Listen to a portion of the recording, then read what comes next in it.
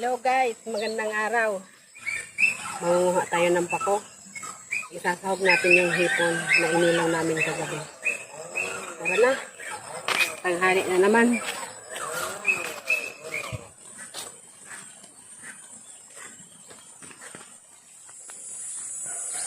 Medyo malayo-layo yung kinukuhanan ko ng pako.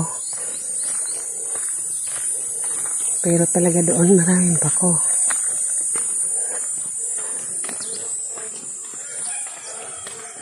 Sana wala pang nauna sa akin.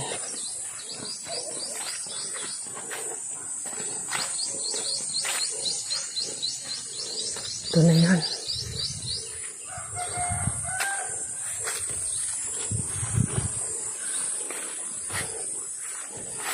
Wala pa yata nauna.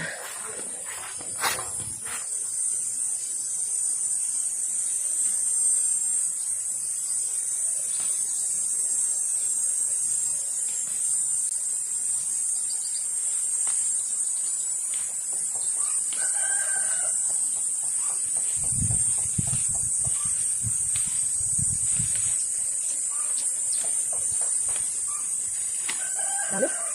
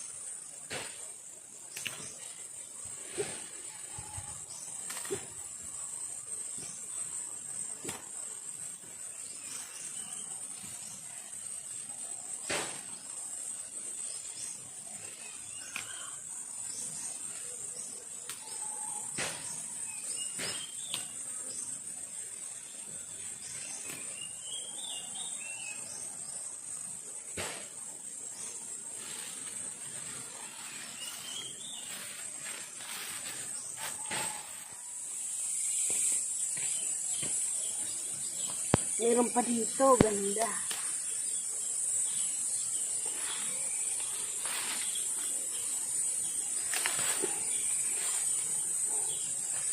Ganda. Guys, pauwi na tayo. Marami na tayong napanguha. Hindi. Hindi natin nakuhanan lahat kasi sa sobrang dami. Siguro wala pa sa kalahati itong napanguha ko doon. Kahit balikan pa, dami pa.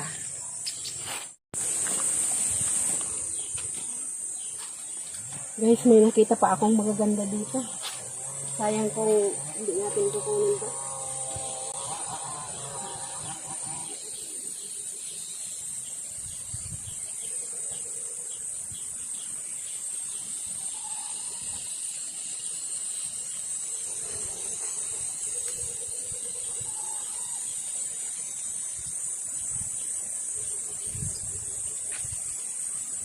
Kaso nga lang, ang pako madaling malanta. Lalo pag ganitong mainit. Na pipreserve lang to pag pinupuluputan ng dahon ng saging.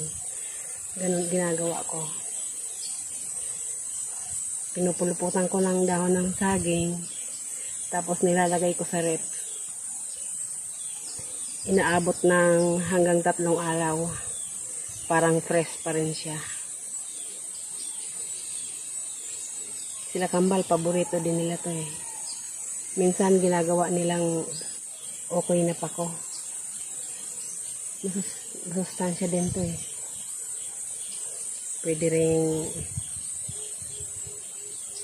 ensiladang pako. Isa din yun sa paborito ko. Ensiladang pako. Basta kahit anong luto ng pako masarap para sa akin. Kasi masustansya na. Wala pang kolesterol.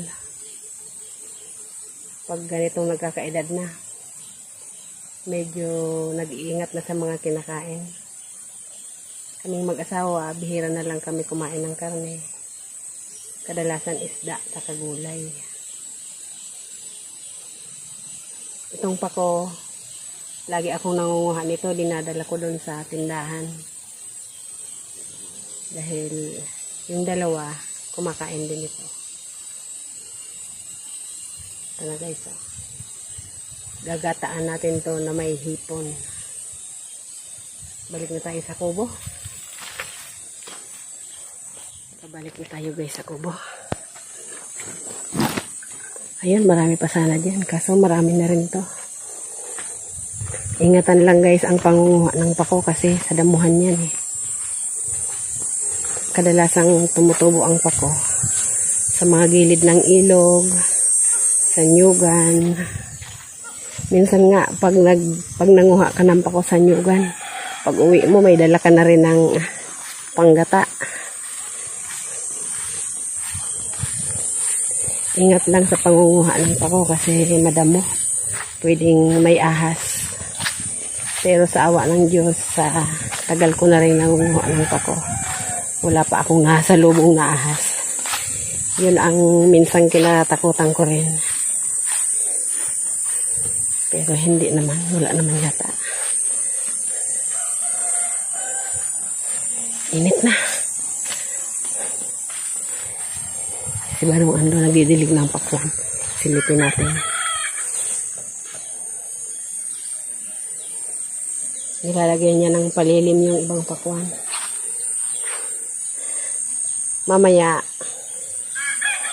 babalik na ako ng tindahan kasi yung tindahan ko, sarado na naman. Sabado kasi ngayon. Sa sunod kong balik, ipapakita ko sa inyo yung tubo ng aming pakwan, saka yung tubo din ng aming tinanim na mais. Magluluto na tayo guys para makauwi na ako.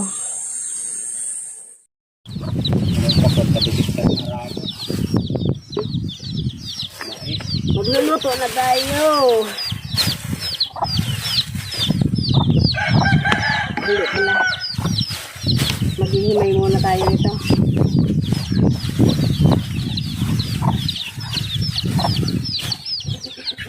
Ang mga pato.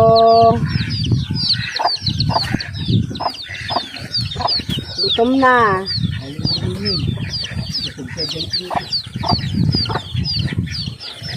Bilis naman itong malangka.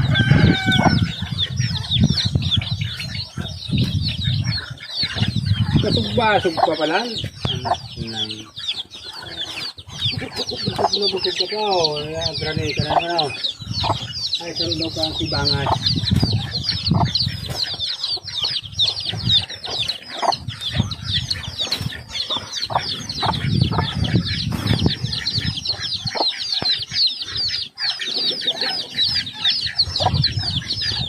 Maganda ng pakong nakuha ko, ha?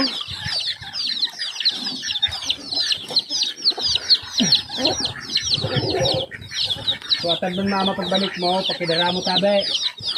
Yes. Tapos tayo madara, kung puro sa Gastigawe.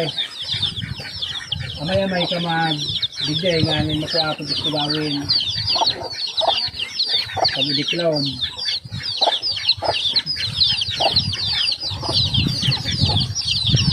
Gong, ibunot mo kung nyog, tabi.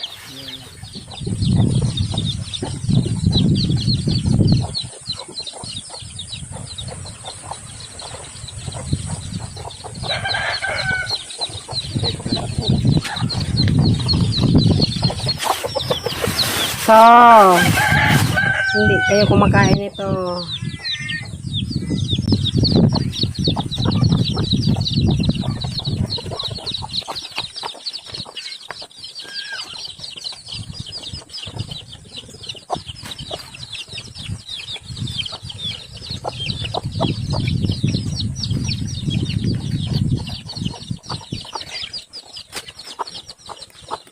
Mainit na agad.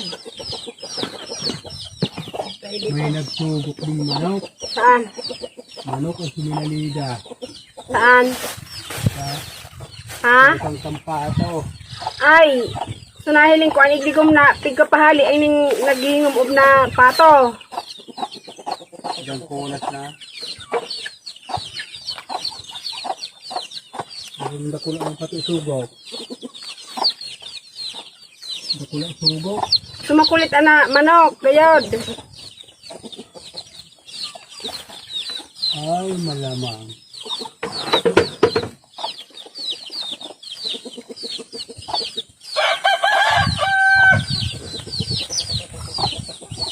Gaganda. Grato na indos ng irina. Napato? Oo. Binulag ko ugbon. Sali mo kaya, Gom. Kawawa yung mga Mabalik ko at yan. sisiw. Nahihirapan dyan sa mga madamo. Dapat ayusin. Huma yan. Tiga. Bibigyan ko doon. Nakabantay ka na naman. Titik ka. Ah, dili. So, ko may bigyan to. Mama dyan mga to. Pakibantayan mo dyan. Nagayun. Ay! Sige. Peritikon ka ba? Diyan sa taas? Ayun. Ayun na. Ayun.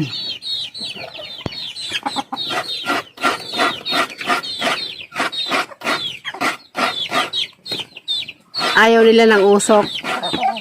Aray. Pusa. Oo.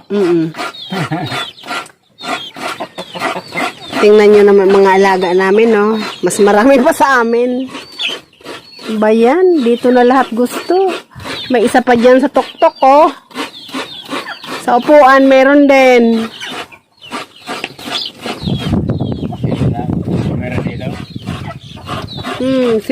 Sila na gustong maghari dito. Oh.